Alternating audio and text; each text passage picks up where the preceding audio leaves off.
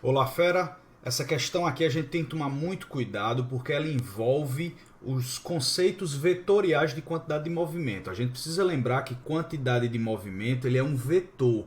A gente não pode olhar apenas para ele como se fosse um número, um escalar. E ele vale a massa vezes a velocidade.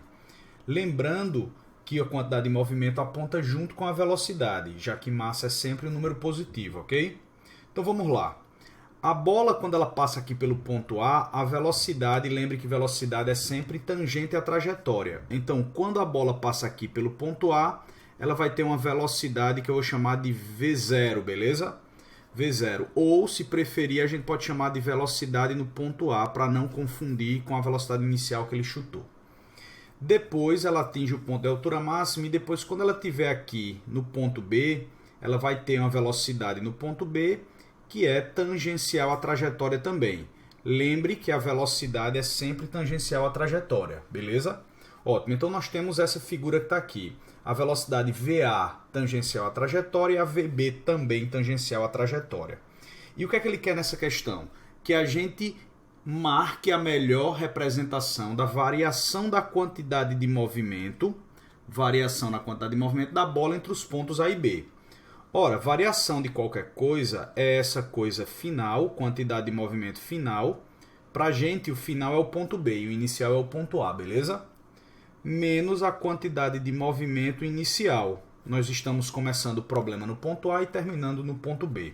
Então tá aí, essa é a nossa variação de quantidade de movimento. Então ele quer que a gente subtraia esses dois vetores que estão aqui, ó. Subtrair vetor. Como é que a gente costuma subtrair vetor para não ter que decorar outra regra? É só somar com o oposto do outro vetor, certo? Lembre disso, ó, vimos em sala de aula esse conceito que está aqui, essa subtração de vetor com esse formato para não ter que decorar mais uma regra, beleza? Ótimo. Então, lembrando que a quantidade de movimento ela está sempre apontando junto com a velocidade. Então, quem é o vetor quantidade de movimento em B? Quem é o vetor quantidade de movimento em B? Já que a velocidade em B está nessa direção e sentido, a quantidade de movimento em B também estará. Olha ele aqui, ó. Quantidade de movimento em B é um vetor que aponta aqui para baixo, tranquilo? Ótimo. Vamos até desenhar ele aqui, ó. Quem seria a quantidade de movimento em B? Seria junto com a velocidade VB, ó. Tá aqui ele, beleza? Olha aí, ó. Velocidade VB está para cá, a quantidade de movimento B também está para cá. A velocidade em A está para lá. Portanto, a quantidade de movimento em A também está para lá. Está aqui ela. Ó. Beleza? Ótimo. Então, já estamos com eles desenhados aqui. Ó, a quantidade de movimento em A e a quantidade de movimento em B.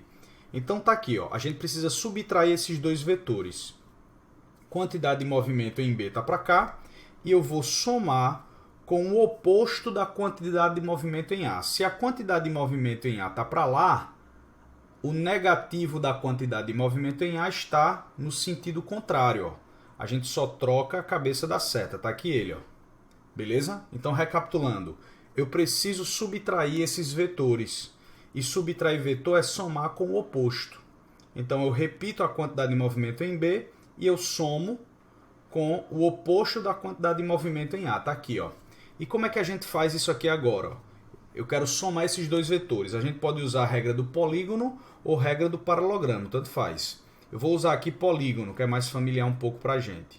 Então, repete aqui o primeiro vetor, onde ele termina, começa o outro vetor. E o vetor resposta final é ligar o começo de tudo até o final de tudo, como aprendemos lá em vetor.